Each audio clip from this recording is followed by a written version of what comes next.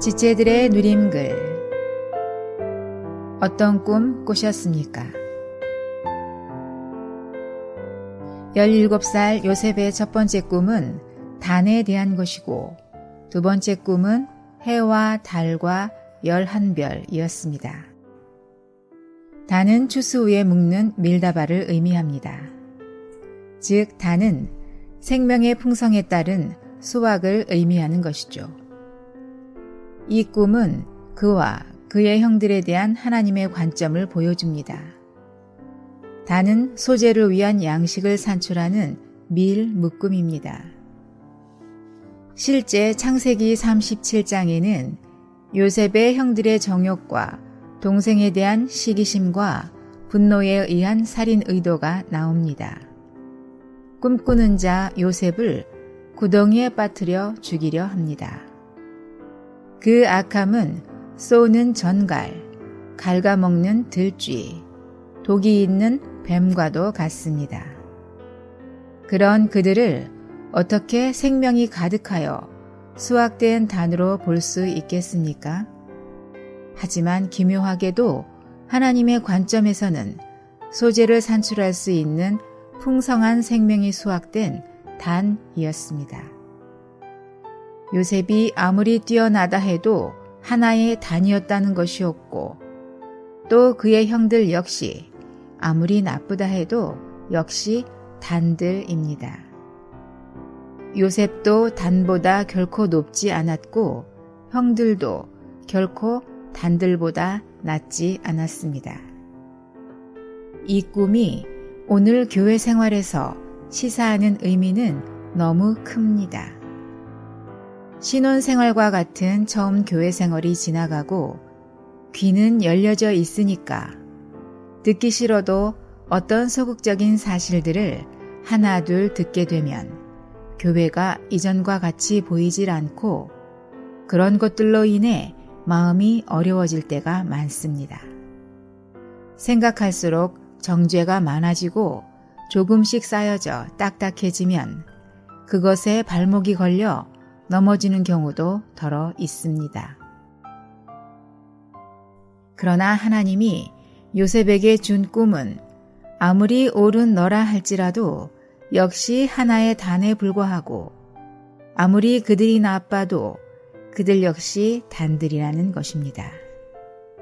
한 가지는 그들에게도 귀한 생명이 있다는 것이고 다른 한 가지는 형제들은 누구나 다 단이라는 것입니다. 또 하나의 꿈에서 요셉의 다른 가족들은 해와 달과 별들로 상징됩니다. 이것은 정죄받고 비난받을 만한 짓을 한 형제들이라 할지라도 하나님의 눈에는 여전히 어두운 하늘에 별은 된다는 것을 말합니다. 이 꿈은 하나님의 백성들이 해를 입고 그 발 아래에는 달이 있고 그 머리에는 12면류관을 쓴 여인과도 같습니다. 계시록 12장. 요셉이 꾼 꿈이야말로 하나님의 백성에 대한 그분의 관점입니다.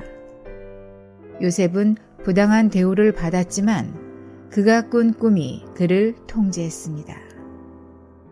그의 형들에 대해 어떤 원망이나 소극적인 말을 하지 않았습니다.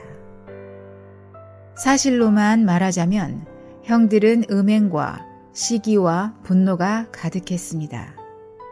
실제로는 판단하는 그 자체가 옳고 판단당하는 사람이 틀렸을 수 있습니다.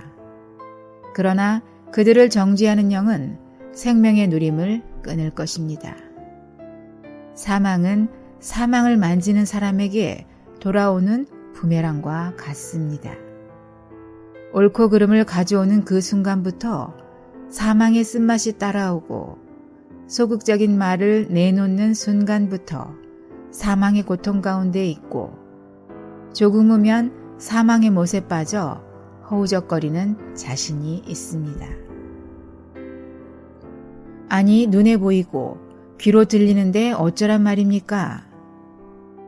그렇기 때문에 우리는 꿈을 꿀 필요가 있습니다. 한 번이 아니라 일생 이 꿈을 꾸고 이 꿈으로 통제받아야 합니다. 오늘 우리는 요셉과 같은 꿈을 꾸는 자들이어야 합니다. 하늘에 속한 꿈을 꾸는 자만이 관점이 바뀔 것입니다.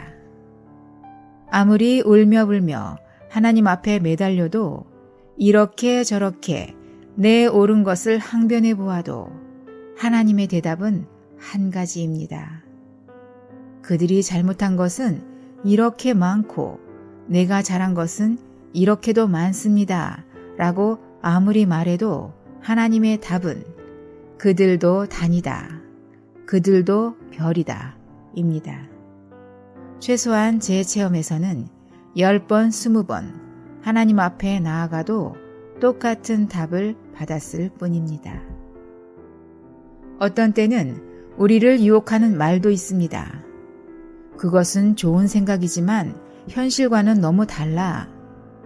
그것은 메시지에 있는 이야기이고 여기서 실제로 한번 살아봐. 그렇게 하는 것은 이상적이지. 그러나 그건 꿈일 뿐이야. 꿈 깨. 살짝 들이미는 꼬리조차 사망의 고통이 따라옵니다.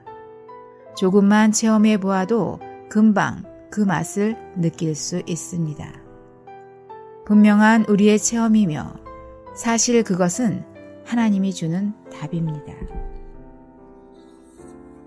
그러므로 이 꿈을 가진 사람이라면 어떤 소극적인 것도 감히 말할 수 없을 것입니다. 옳고 그름을 따질 근거는 사실 너무 많죠. 할 말도 많고 실제로 말을 꺼내기 시작하면 그 끝이 보이질 않습니다. 그러나 우리는 결코 재판장이 아니며 심판하는 사람도 아닙니다. 그분만 재판장이시지만 그분도 성도들을 심판하는 일만 하지는 않습니다. 그분은 쏘는 정갈, 깎는 들쥐, 독 있는 뱀을 단들과 별들로 변화시키기 위해 생명과 빛으로 역사하고 계시는 분이십니다. 교회 생활하다 보면 끊임없이 악한 자는 채로 까부릅니다. 위아래로 들었다 놨다 하면서 바람에 날려가게 합니다. 그의 목적은 단 하나, 날아가게 하는 것입니다. 날려가게 하는 바람은 주로 형제들에 대한 소극적인 눈과 귀입니다. 진리에서 우리는 너무 분명합니다. 그러나 체험에서 우리는 언제든지 실패할 수 있습니다. 이 노정의 길 위에 끝까지 서 있을 수 있는 비결은 꿈을 꾸는 것입니다. 그 꿈의 내용은 생명의 단들과 빛의 별들입니다. 이 꿈이 끝까지 가게 하는 안전장치요. 악한 자가 발붙이지 못하게 하는 통제 구역입니다. 일생 이 꿈꾸는 자로 살게 하소서. 내게 오늘 지체들 안에 있는 그리스도의 가치는 얼마일까요?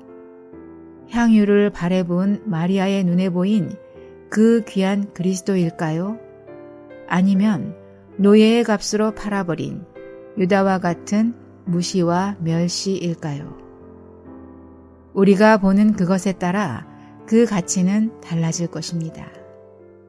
그들 안에 소극적인 것을 바라본다면 그렇게 보이지만 생명과 빛을 본다면 무한한 가치를 얻을 것입니다. 아멘.